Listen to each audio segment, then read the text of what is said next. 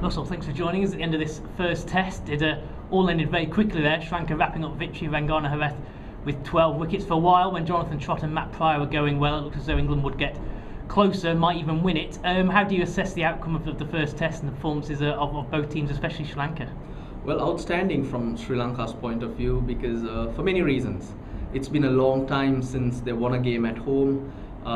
And you take the last year or so, it's been a difficult time. It's been a transitional time. Captain's been changed, coach has been changed, and just looking to try and find a winning combination. And they've been on the road for a long time. So players we suspected would be tired and would struggle to put performances together. But yet they've come out, they've shown desire, they've shown that they want to hang in there and look for results. And they changed from the one-day format to the test format with ease. So that's all incredible, and at the end of the day, you can, whatever you may say, England are still the #1 test team in the world, so that's another reason to be really proud of. You say England are still #1. It's getting tighter and tighter for them. If they don't win in Colombo next week, they won't be. South Africa will overtake them. You saw them in England last summer playing in home conditions. Have you been surprised by how much they're struggling away from home at the moment, given what they've achieved over the last 18 months? Yes, certainly I am. In the past, you would expect that, but the struggles, of course, is normal. You find subcontinent teams struggling in Australia, maybe in South Africa, and even in England, because the skills are different, the mindset is different, and how you control games or the game plans are all different. So it's adjustments that you need. But being the #1 team and going to other parts of the world and dominating, playing real dominating cricket, there haven't been close games where England were concerned. So you did expect something different from them. But yet again, I thought the conditions did intimidate them. It was not a pitch that would really worry a batsman. They're east turn and bounce, but slow turn. So you can survive, and if you do play your options right, like Jonathan Trott showed us, you can score runs. But a lot of the English batting or dismissals were soft dismissals and were not options that you can play on slow turners. So that was disappointing, but you take their bowling as such, you would be happy.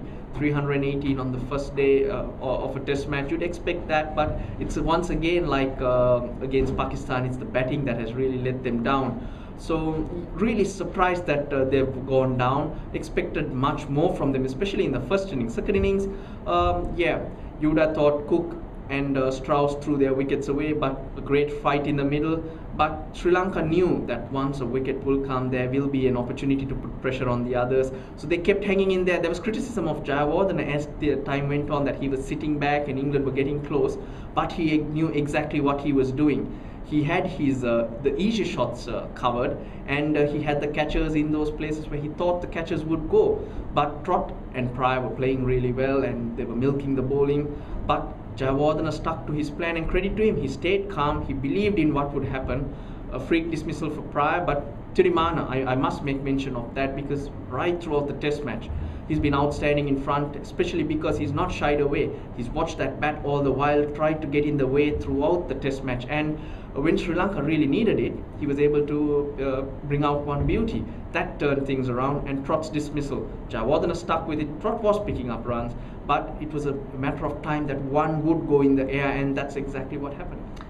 A word on Vangana Herath. I mean, we spoke about him when he performed in the first innings. He's now gone and taken 12 in the match. That's more than Murali has ever taken in Sri Lanka. Obviously, it's unfair to ever compare anyone with Mitami or Ritham, but it's a huge thing, isn't it, for Sri Lanka to know that they have a strike bowler they can rely on, at least in home conditions.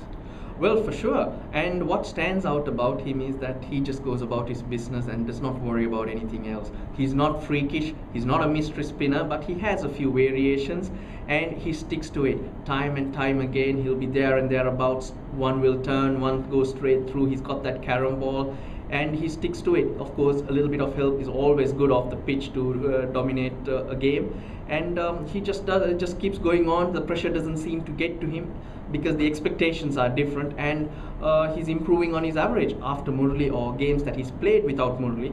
He's averaging around 26-27, which is outstanding. Just talking about it a little bit about Sri Lanka from a slightly broader view, they won in Durban famously a few months ago. They had a very good one-day tour of Australia. I know the Asia Cup was a disappointment, but they were perhaps tired after all the time in Australia. Now they've beaten England here. Where do you see Sri Lanka cricket at the moment? There seems to be a little resurgence going on.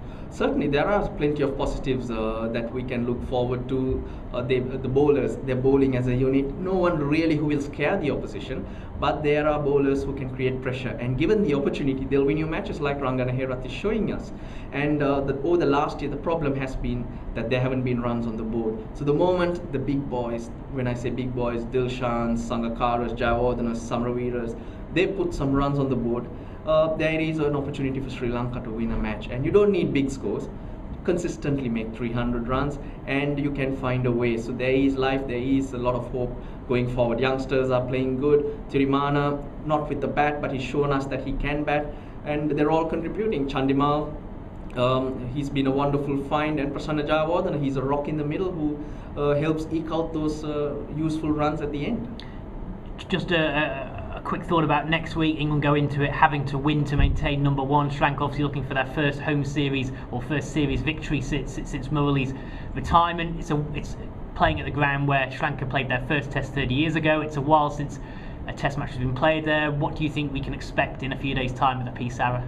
Well, nothing different from Sri Lanka. The weather is going to be the same. It'll be a good pitch. It does turn as time goes on, but can have a little bit early morning. That first session could be really tricky. We've seen lots of teams losing a few too many wickets there, but then second and third day will be a very good batting track. But nothing different from the Sri Lankans. They'll just go about their business, just trying to get a few runs on the board and try and put pressure on England. All the pressure is on England and they have to make the play and adjust to the conditions, adjust to how the game can be controlled. So we'll wait and see. We'll have to wait and see how England adapt, but nothing different from Sri Lanka. You give them an opportunity, they'll put England down.